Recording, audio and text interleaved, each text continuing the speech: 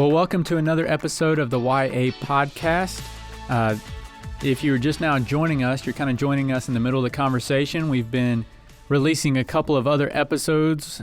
These first ones are walking through the winning young adults in our Harvestfield book. Today, me and Lorenzo Baylor are meeting with Andrew Cross. Andrew, when he wrote the book, was the young adult pastor at Bellevue Baptist in Cordova. Now he is the associate pastor at First Baptist Murray, Kentucky. Andrew, welcome. Hey, guys. Good to see you. Thanks for letting me join you in the conversation. Yeah, for sure. So you wrote chapter 2 for us, People Matter. So just tell us a little bit about yourself, your family, your new ministry role in Kentucky. Yeah. So, I'm currently the associate pastor at First Baptist Murray, Kentucky. You might have heard of First Baptist Murray. It is kind of where the cooperative program got its start about 100 years ago. There you go. And so that's some exciting history. And so I've just come alongside the senior pastor here, Will McKay, and looking to implement the next chapter in the vision that he has for the church and what the Lord wants to do in a fresh work here in this church context. It's different from where I was at Bellevue. You said I was a young adults pastor at Bellevue, obviously a mega church context in a city. And now I am in a college town that's a rural context. So I see the crops growing and all around me, and knowing that Murray State's about to get pretty active here in a little while. And so we're excited about that. I'm married to Anna. She is my wife. We are about to celebrate 2 years of marriage. And so Congrats. We're living life, doing kind of some new things in this new context. Just bought our first home, and we love kind of being in a more rural setting, a slower pace, and allows us to cherish and love people well. I want to say Murray State's got a pretty good basketball team. I feel like they're in the tournament every year. Yeah, so the cool connection OVC. is John Morant. Love him. He is playing for the Memphis Grizzlies and got it started in Murray State, and so there's a cool little connection there. Yeah. The Ohio Valley Conference, right? That's right. OVC. Mm. Yeah, so Andrew, you should be able to bring a unique perspective, like you said, coming from the city context, being at Bellevue, really specifically focused on singles ministry, and then now you oversee preschool through young adults, so you're kind of getting a full focus of this concept of people matter. And so just as we kind of start, you know, nobody would argue that people matter to God, but it's very easy for churches to kind of overlook how they treat people. So what have been your kind of experiences behind that idea of just our churches really honing in on how they treat people? Yeah, that's really good. I think every church that is kind of thinking about how we can welcome people as Christ has richly welcomed us.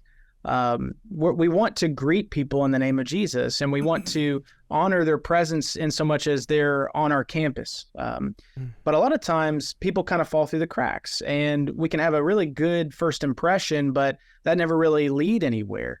And so something the Lord really developed in me over time was to not really give in to that transient idea of just having a good first impression, but to welcome people back or invite people back, and really to do so personally, to notice people and to be able to know their name and retain some information about them, their name notwithstanding. And so that when they come back, I recognize them, and I'm able to call them by name and be able to recall some of the information that they shared with me. And over time, you start to view them and value them and see where can they be assimilated into the culture of the church? Where would they like that? Where would they like to be invited and involved more into the life of the church? And so I think that's something that the Lord has given us as His church, His body, to welcome people in, draw them in by His grace, and see them belong to a sense of community that He has given us in just all the illustrations He gives us as the church. Something to be built up, a body to minister to itself, and a flock, right, to be shepherded, and so on.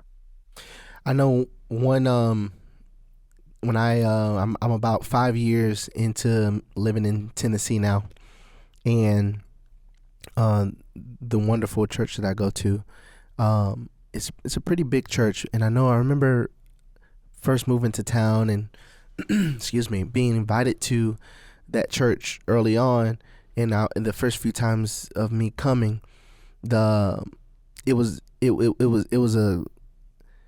interesting because it kind of felt like I was starting over. It felt like I was really starting from square one, coming from my family's church back in St. Louis. Everybody knew who I was already because I was the pastor's nephew. My dad was a deacon at the church, and very, very vocal. I'll use that term, and you know, he knows everyone. Everybody knows my dad, so by proxy, everybody knew me. I sang on the worship team, and then but coming here, it was like starting from square one.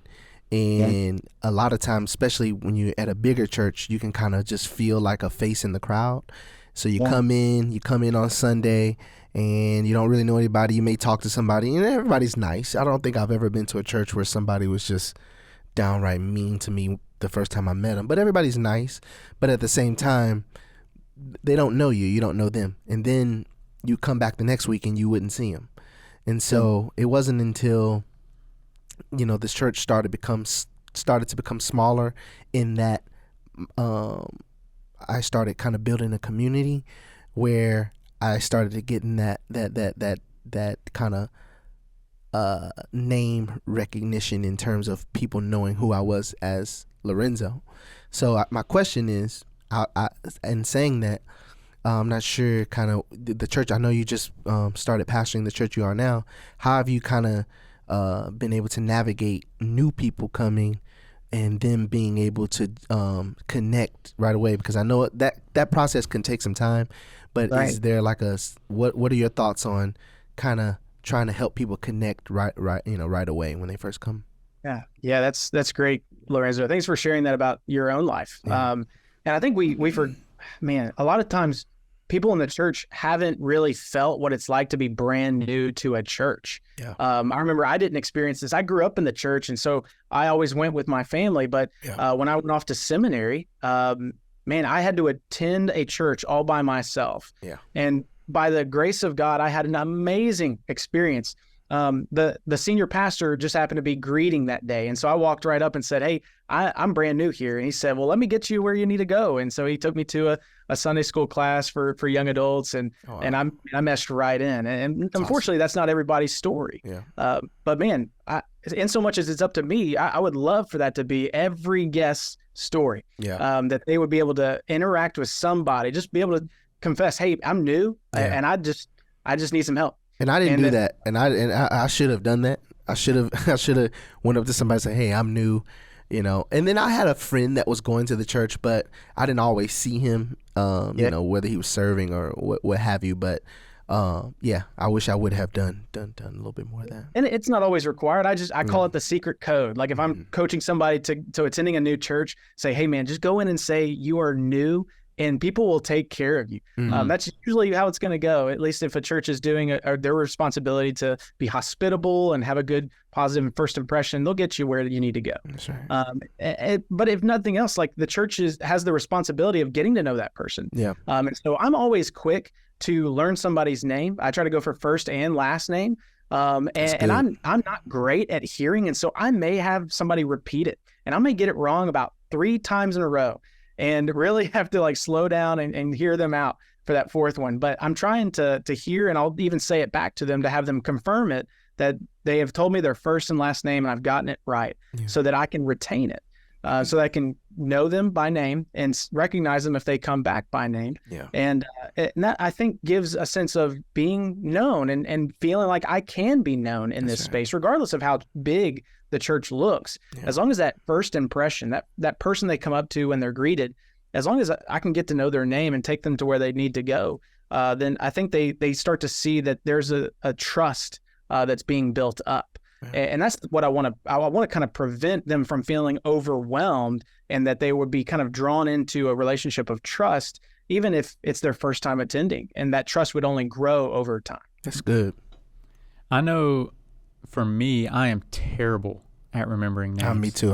I'm great at faces. Horrible. I'm so bad at names. And it sounds so elementary, but I mean, we like our name being called. That's right. And I've met people who man, it blows me away. I met them one time. Next time they called me by name, and I was so impressed. Me too. But then you also remember those people who you've met like 10, 15 times, and then they're like, oh, hey, and they reintroduce themselves, and you're like, man, like, it just is so degrading because you're like, I've met you so many times. Like, I'm just that forgettable, I guess. And no, so, you're not forgettable, Ryan. But I've met people that I've met a lot of times, and I feel like my window for what your name has closed. So I'm like, hey, buddy, fella. hey, buddy. Yeah. But I'm horrible at remembering names. So, Andrew, you kind of said you make sure you hear it, you get their first and last name, you say it in conversation. Are there any other tips that you would give on just retaining somebody's name? Do you put it in your notes in your phone after you walk away? Or, like, what do you do to help you remember their name? Because I need all the help I can get. I'm terrible with it. I try it all.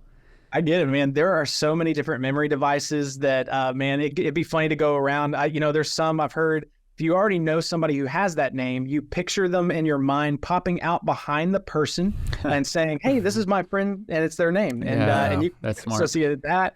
I think the best way that I've found is just keeping a running list of people in the church or in kind of different church environments. So when I was in the young adults ministry, I was pastoring there. I kept a running list of everyone who came in and experienced our discipleship settings. So most of the time we called those life groups or our YA worship on Wednesday nights. And so I'm keeping a running list of these names so that I can review that list after I've been in that setting and be able to determine who was in that room. Wow. Sometimes from memory, sometimes I'm in the room and I'm kind of just, putting a little circle by their name on that list. But what that allows for me to do is in interacting with this list, I'm picturing their faces on the list and kind of being able to move them across the list in different categories that help me be able to shepherd them well. And so that has definitely been by far the best way to retain names. As far as just getting to know somebody, it's, you can do the thing where you like ask somebody who does know that person's name. That's always a safe bet. Like, hey, I've totally forgotten that person's name. Do you remember them? Mm-hmm. And I think that's again, going back to the illustration of the members of one body, that's the body ministering to the body, that I'm finding out a name from somebody else in the church that I can then use to minister to that person I don't know, but I desire to. Yeah. I think God honors that. I think that's exactly what he wants to see in the local church, is that we know each other as well as we can be known. And to be, I just think about all throughout the scripture where names are a big deal. Yeah. When you go across the Old Testament, somebody has named something very specifically that tells us something about their story, or even Jesus renaming the disciples something very specific, and it's intentional. And even the names that will be accumulated in the Lamb's Book of Life, right? There's so much rich theology we can come across all throughout the Bible involving names. And so I don't think it's just a happenstance. I think the Lord really still puts an emphasis on names. And when those who lead his church, do the same thing, I think it does well to our soul as we look to shepherd others. And I would just say, I think you use the word intentional, but I think it's also strategic. Like you made these lists, and I would love for you to unpack that here in just a minute, but it's more than just, probably a lot of our churches have Sunday school rolls. Yeah. There's a lot of names on those rolls. I know if I were to look, me and my wife, we teach the 23 to 29 class, and for years, our college and career class was kind of the dumping ground for names. So if you joined the church at any point and then stopped coming from birth to then, your name was probably on the college and career class if you stopped coming or never joined another class, because there was just no dumping ground from that. And so, we had the quote unquote names, but we didn't really know the people behind the names. It was like a roster of 400 names they would have to go through every Sunday when they took roll in Sunday school. Wow. So, that was not an effective or a strategic way to use names and lists. So, will you explain a little bit on how you've used those lists and names and the categories in which you put people in and why you put them in it, just to kind of practically and strategically let our listeners know how they can be using these names that you've mentioned? Yeah. So there are a lot of resources about cleansing church roles, and I would affirm those. I would affirm that is work worth doing. It is hard. It is tough, because when you feel like you remove a name, you've removed that any ministry to that person, and that's not always the case. And so what I would do with my church list, it was very, I relied heavily on our church roles of those who were active in life group. And I made sure to keep those rather clean in terms of people who were actually coming to those environments. But the list I categorized in a number of different ways. The first category was my people. And these are people who are members of the church as well as active attenders.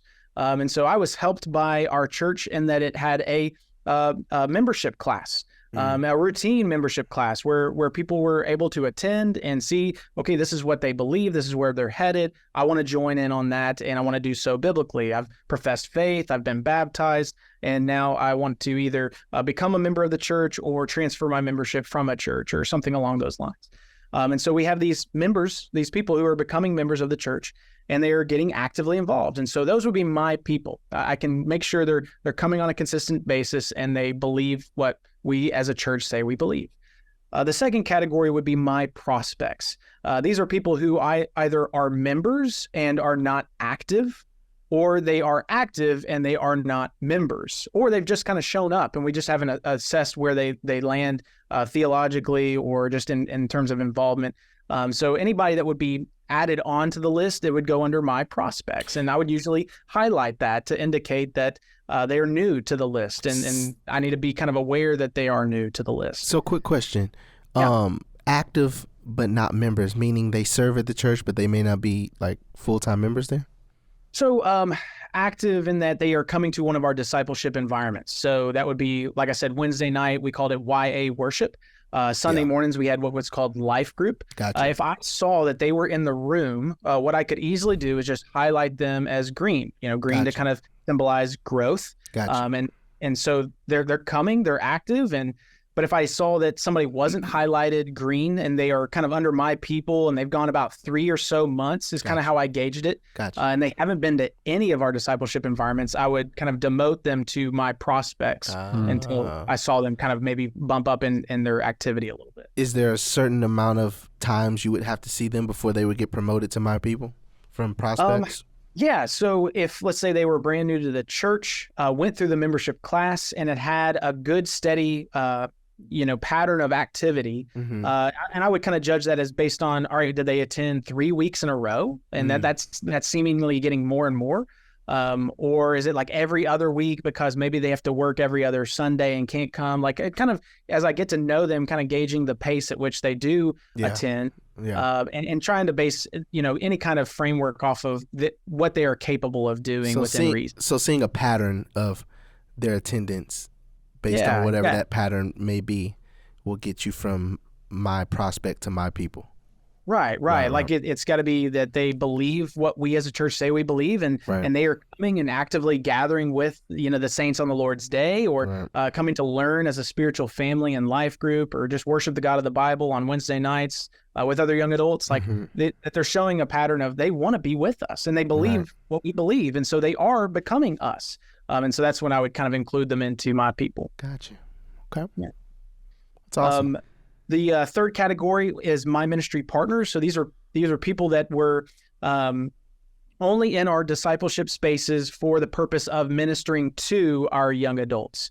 And so these would be faithful deacons and their wives who would help teach or mentor in the classes. Those who are on my staff and just keeping a good tally of who's doing the ministering to and are solely in our spaces for that purpose.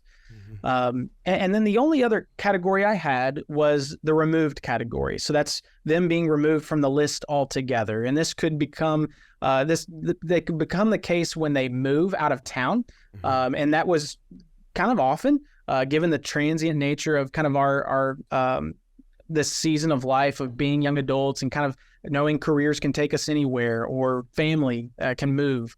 So there would be times that people would move. There would be times that they just kind of stopped attending and kind of fell off the face of the planet in some manner of way. And although we would reach out, there would be phone calls, there would be texts, they would go unanswered. And so eventually we have to say, this person has moved on. It's time for us to move on. But the second they show up, they're back on the list and we're ministering to them. A good rule that I kept in mind, just as a principle, was to be slow to take a name off and be quick to put a name on. And so that didn't let the list run wild. What it just allowed for me to do is to be very, hesitant about taking people off, yet be able to come, face to face with the reality of that decision that, okay, our resources and our attention and energy are going to be placed on those that are actively coming. And then, it's going to be a good stewardship move that we're stewarding our time and attention really well when it goes towards the people that are actively coming. Yet I still wanted to keep a list of those who I removed so that later in the year, I could reach out to those people again. Kind of with the lost sheep mentality that we know, and we have a Savior who has that mentality. I wanted to at least reach out. Maybe there's something that we're offering that they might be interested in, or just to touch base. Hey, how did that move go? It allowed for me to stay in touch with those that still moved away or moved on, or at least try to keep that ministry, at least that attempt right there for them. Would you say, for the people, say you had, I'm just going to use a generic name, Mike Smith. Mike Smith was coming to the church for a while, and through, life circumstances, Mike stopped coming for whatever reason. But Mike. You and Mike, you've gone to lunch. You've gone to some games together. You and Mike are friends, and but you notice Mike hasn't been coming. Is that based? Do you take people off the list, or you're removing them off the list? And it's just a general question. Is is relationship taken into account there, or is it just, hey, if Mike just stopped coming, so he's got to be off the list, although I have a interest in Mike's, well-being, and I still want to stay in relationship with Mike, but for this particular situation, I'm going to take him off? Or is it like, I'm going to leave Mike on the list because I believe if I stay connected with him, he's going to come back? Yeah, man. The good news is, like, as Christians, we have a strong presence in the community. We have stability that people can lean on us, and Mike would know that, all right, I'm there for him, right? When he needs me, we're not done being friends. I'm not done being a witness for the gospel of Jesus Christ. That if something goes on in Mike's life where he needs me, he knows he can get a hold of me. And I even see something on social media and I interact with that, or maybe reach out to him, separate from that, to just say, hey man, I'm thinking of you, praying for you. And that gives him a way back in. And so I want to branch out. I want to reach out in those ways, and especially keep, what tabs I can on friends that, are in the ministry as well as I can. I'm a limited human being. I am not Jesus Christ. I want to represent him the best of my abilities, but he is limitless. I am limited. And so that's why I want to implement practices and structures that help me to, stay engaged and stay on top of things, and stay on, in touch with people, real people who bear the image of God and have inherent value and worth. People that Jesus Christ died for and rose from the grave to invite them into victory and life abundant. So, man, I want people to be in on that. That's good news. And so, I'm not losing touch with Mike. He knows where he can find me. That's a good thing, right? But there are other people that, are going to come to our discipleship environments that are, willing to be discipled, ready to be discipled. And so they're going to get the best of my attention, but definitely not all of it. Do you have any advice for people is it a conversation you have? How do you try to intentionally pull somebody, or do you, from one group to another? Like a prospect who you really hope becomes one of your people, or somebody you really want to become a ministry partner. Like, do you have an intentional conversation? Do you kind of try to naturally let that happen, or is it a little bit of both? Yeah, man, I think it's got to be a little bit of both. Like, there's some divine appointments that God has arranged for me. But there's also pursuits I have of, man, that person was a high caliber person. I don't know quite where they stand with Jesus, but man, they seem like somebody who's really interested in discipleship. Well, then, man, I'm gonna pursue them. If I think they're ready, then, man, that's definitely where my lunch meeting that week is gonna go. But there might be an interruption of somebody who just comes up on a Sunday morning and is like, man, I know nothing of Jesus Christ. Well, man, let's have the conversation of what the gospel is and what Jesus has done for you. And so these people kind of come on the list, and I'll look to, hopefully kind of pace myself in some of the conversations I have or my team are able to have within any given week, and say, all right, is this person, ready for a gospel conversation?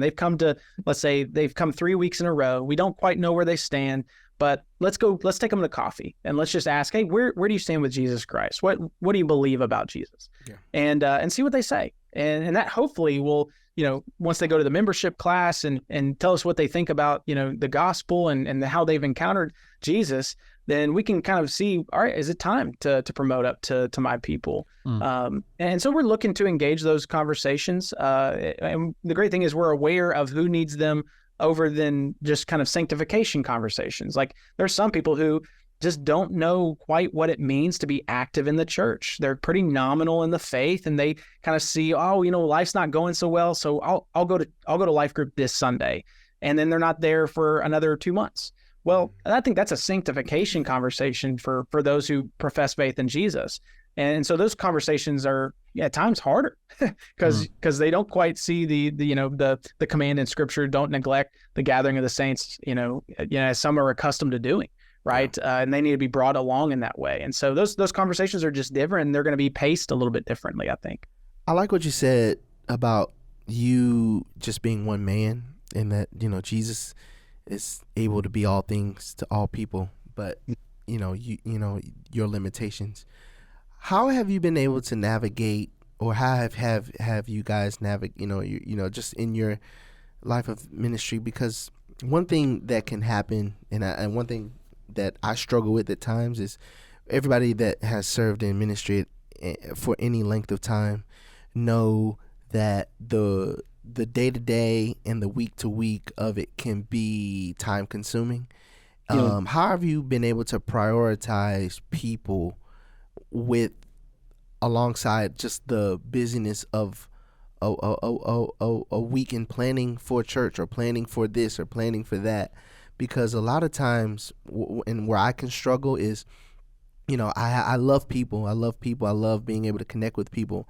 But sometimes my day-to-day can be so bogged down with things that sometimes people can kind of fall through the cracks. How have you been able to, or what are some strategies that you've been able to implement that allows you to connect intentionally with people, but also be able to give your attention to the other things in your life that you need to give attention to? Man, that's so good. That is a great question, Lorenzo. I think first it has to come from, what is your motivation? Mm-hmm. In terms of prioritizing people, what is motivating you? And I can only answer for myself, because this is something the Lord really clued me into a few years ago. Just coming across Hebrews chapter 10 and seeing what it says about leaders. And there's, I think it's verse 7, verse 17, where it talks very highly of obeying one's leaders, submitting to one's leaders. But it also gives this caveat towards the end of that verse of, because they will have to give an account for your soul. Man, if I'm going to have to give an account for the souls of those people under my leadership, I want to know who they are. Yeah. And I want to know how they're doing. Yeah. And so everything else I do in ministry pretty much brings that into alignment. And so I make our events and our programs work for our people. I want to make sure that it's doing some deliberate spiritual good in those people's lives. And so I really focus on two measures of success when it comes to ministry. Who is in the room, and what is the quality of what happens in the room? Who is in the room, and what is the quality of what happens in the room? If I focus on the discipleship that is occurring in that discipleship space, and I focus on who is in that room and keep a running tally of that, then I can know that most of our people who are attending our ministry items are on a positive trajectory and becoming more like Jesus. Mm-hmm. And I feel a sense of relief in knowing that most of our people that I am looking to shepherd through these different structures and in place are generally doing well.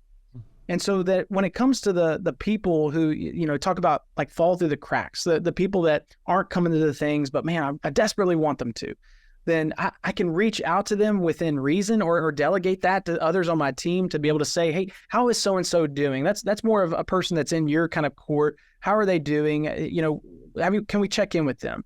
And so that's just me kind of trying to multiply myself across my team and even those in leadership of the ministry, and just asking them to do the work of the ministry, right? Equipping them to do the work of the ministry. Yeah. So that at the end of the day, I as a pastor can hold my head up high, looking forward to the day of judgment when Jesus makes me give an account for those who are under my care, that I can say, man, I did well with what you gave me to do. And we all want to hear, well done, my good and faithful servant. Like, that's what I'm aiming for. Yeah. And from week to week, I may miss it. I may whiff completely. But man, I want to put the structures in place to say, man, if this is what we make our ministry and our church about, is loving people really well and making sure that their soul is cared for and that they're being made more into the image of Jesus, then I think, man, that's going to do a great deal of deliberate spiritual good in the process of us being just broken human beings who don't have it all together. But man, we are trying to, fiercely follow Jesus and do what he did. Yeah, that's good. Do you have any tips for connecting with people who are just not like you, who are different? I mean, we're called to go to all nations, and that means, ethnically, there's going to be people who have different backgrounds. They come from different cultures that we may just not understand, but we're supposed to connect with them and share the gospel with them. Or we see a gap in cultural values that are becoming, just very magnified in almost like a culture war in our nation right now. Where he likes the Braves, you like the Cardinals, that's right. And it's just a chasm. That's right. Fandom. That's right. Yeah. And but what tips would you give on like bridging that gap of difference? Because if people do matter and relationships matter, then part of that is just sitting in those uncomfortable situations sometimes and saying like, I don't necessarily agree with your worldview, but I love you enough to try to understand it or try to understand you. What are some tips you would give in that? And goodness gracious, that's a great question, Ryan. I just immediately think of 1 Peter 3:15, right? Always be ready to give a defense for the hope that is in you. And then he goes on to talk about, man, that's with kindness and gentleness, right? Like that's got to be our tone. Man, we can know the truth. And if we tell the truth that is detached from love, man, we're a noisy gong. That's right. We're just a clanging cymbal. And so, man, that's what makes that. I want to take the approach that is gentle and kind, even to differing views, those who oppose maybe even what I stand for. I want to enter in, lean in on what their worldview is, how would they explain things, and just see, man, is there an opportunity for the gospel to enter into that conversation, and try to leverage that. But man, I'm trying to think, how to best answer that question of just tips. If let's say it's not something that's going to compromise the gospel. I want to do what Paul writes about in 1 Corinthians, and I want to put aside anything that may be a stumbling block to the gospel. And I kind of want to engage in some things that they're excited about. So, for instance, when I was coming to First Baptist Murray, one of the questions I was asked in the interview process was, are you a sports fan? I was like, it depends on who I'm ministering to. Like, if they're like, are you a Murray State fan? I was like, I will be. Like, I'm gonna. That's what it takes. That's what it takes. Sports, right? Like, I was a Tigers fan when I was in Memphis, Grizzlies fan when I'm in Memphis. Like, I'm gonna love the things that kind of people kind of engage with, just to show, like, man, I'm on the same team as you. I care about the things you care about, and I want to leverage all of that for the sake of the gospel, not to just love these things and let them become idols that weigh me down. Now, I'm going to entertain these things just to build a relationship that may be kind of just loosely tied to something of, common interest. And I'm going to leverage that for the gospel. Lorenzo, you mentioned all things to all people. That's what kind of what we're called to be. And so I don't want to take up my preferences and the things that I'm really excited about. I want to sacrifice those things for the sake of the gospel, and just entering into a space where I just come as a humble student, looking to be gentle and kind and speak the truth in love, and and help people see Jesus is worthy to give their lives to, so they would surrender anything that is just kind of commonplace for the things that are ultimate and eternal and spiritual. One thing I love, and I'm going to give him credit for it because it's his saying, my friend Carlos Whitaker, he says, I don't stand on issues, I walk with people. And what he's saying basically is, there's a litany of things that can divide people. And especially we see that in our world now. We've seen that over the last few years as we have gone through a global pandemic and all these things. And, a lot of times I feel like, we can really get caught up in being right. And what I've learned over the last 3 years, really 5 years, is how overrated being right is. Even in my faith, I know we all know that we have the truth about Jesus and who he is and what he's done, and we will never move from that because that is the unquestioned truth. However, I've learned that when I'm wanting to connect with people, I don't have to, and this is something that I'm sure we'll get into down the road, but being in a situation where I'm not trying to beat people over the head with what I believe or beat people over the head with my faith, but trying to connect with people through relationship to be able to say, hey, this is where you are, and I want to meet you where you are so that I can present this truth that I have that is life-changing. And I think even whether it's through, political differences, faith differences, racial divides, all the things that can divide us, I think the important thing is to prioritize, like Andrew is saying, prioritizing people versus things, these things that ultimately, in the grand scheme of things, doesn't hold much significance. That you'll find over time, you'll realize, like, man, that thing really didn't matter as much as I thought it did, But yeah. Well, Andrew, thanks so much for being with us. You got any last comments to make to our audience before we sign off? Man, I just want to commend the resource that you guys have already put together.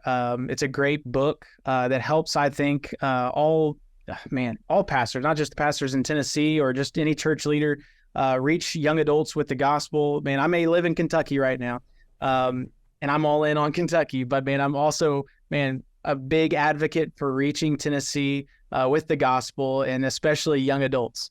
Right now in my role, I want to see the next generation raised up for Christ, and that the next generation would hope in God and keep his commandments as a response to what he's done for them in the gospel.